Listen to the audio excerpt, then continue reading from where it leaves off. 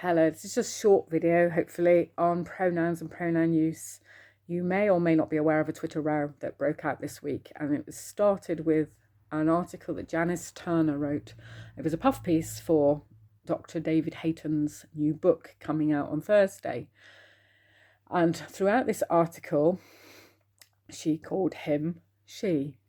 Now, this is a man who publicly says he doesn't really care what pronouns you use. So he wasn't insisting that she called him she. So this came from Janice, who said she was being totally respectful and it's her freedom of speech. Now, I'll be the first to march with her on freedom of speech. She has absolutely every right to say and write what she wants. Absolutely. So if she wants to call him she, that is her freedom of speech. But where the issue came in, where the anger and the pain, I believe, from women was the lack of integrity. Now, you're also saying, and your friends are also supporting you by saying, you've led from the front and you have indeed written some eloquent, beautifully researched articles. You have indeed done some brilliant work on gender ideology, which is why the pain is even greater, I think, because you, of all people, should understand that these men are not breaking down the doors to our changing room, to our sports, to our rape centres by axes and bullets and tanks. They're doing it with words.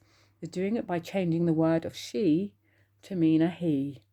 So that when a woman goes into a rape centre and says, I only want a woman, and the person says, oh, that's fine, she's working today, we now don't know if that is a woman or a man. And it's because the word she has been corrupted to mean he. And if you've led from the front for that many years on gender ideology, you know that is the first brick in their power base. And for you to so easily tip over into supporting gender ideology is where the anger came from. Because you, of all people, should have known better. You let us down. And now it's being described as a class thing.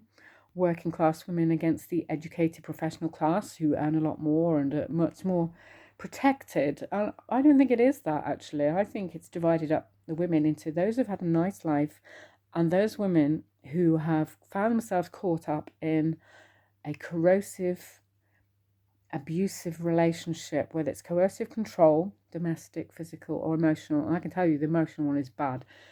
What happens there is you meet this, I'm going to say it's a man, it works both ways. Women can be abusive as well. You meet this person and he's utterly charming, he's charismatic, he's confident, and you feel you've fallen in love. You've met the man of your dreams, whatever, and you maybe marry him, maybe you move in with him, and maybe you have children. And drip, drip, drip, drip, by years, you are reduced to a husk, a shell of who you are. The best way I can describe it is like a parasitical wasp has laid an egg inside you and it eats you from the inside. And you don't see it happening. It happens so gradually, and you just realise you are nothing. You're just a shell of who you are. And at this point, you can either decide to stay, and it doesn't matter if he cross-dresses or goes to Thailand or has lots of girlfriends, whatever it might be that he actually chooses to do. You accept it and you pretend you're happy to everyone, to your family, your friends, to the world out there. Oh, everything's fine. You chose this life. That's your right to do it. It's much harder to leave. And the most dangerous time is the time you've just left. There is no depth to which he will not sink to crush you, to totally destroy you. Now, if you get out and you're one of the ones that does it, you're never the same again. You are damaged. You probably never trust. But what it does give you over the women who've had a nice life is a very heightened sensitivity to others in abusive relationships. We can spot them a mile off. Absolutely. We see the signs. We know it instinctively. It's a gut instinct. We know it. And maybe that's something you don't know if you had a nice life because you're doing it intellectually. You're not doing it emotionally. We feel it. And so we can look at this particular family and the particular wife that you say is very happy. And some of us know that not all is as you seem. Now, you say they've got a happy marriage. You don't know that. I don't know they haven't. But I can see the signs, which probably you may not be able to because you've probably had a nice life. Now, I don't know that. You may have a horrible life. I don't know. But what you did, Janice, was you let us down.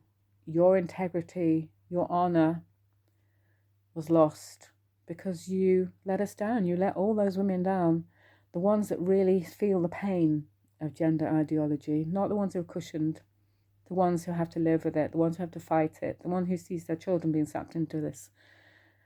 Those are the women you let down, and that's why you had the anger. Yes, you have your absolute freedom of speech. You say what you want, you do what you want, but if you are saying you are leading from the front with gender ideology, you cannot give away our guns to them. And that's what you did. And I'm really sorry about that, because I really respected you, and now I would question your integrity and your honour. And that's a sad thing to say.